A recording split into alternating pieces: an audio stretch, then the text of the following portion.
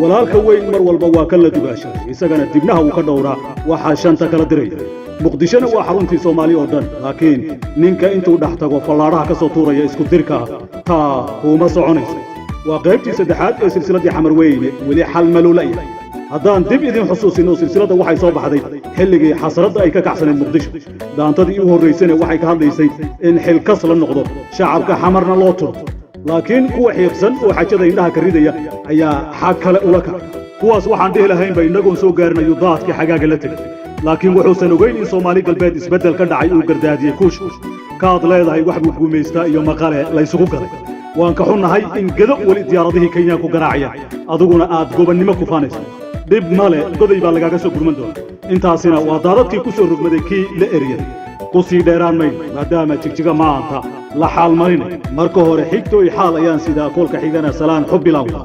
marna xumata sheel iyo nakala xadiday waa xidigta kooxda qaran baan oo dhaanto xaal marina xamar ka soo dhintay iyadoo jigjiga ku tilmaantay xarun fankiisii shiiqahaye dib u soo nooleysana waxay tahay nin hir xaabsado uu xambaarsadaa xumbalaaca oo xakabyada kore xuduntii fanka i xasuuso oo warka xumata sheel marnaba xeer ha iga dhig codka muunabila erayada bashiir garaasi لحنك ميوزيكا واسلا طابعاته الفنان أنور توتي يا هينوكا تلاباجو وعبد ياسكرو إذن لمقدش يجيكتيكا دحضو يا الله يسكو مقيقي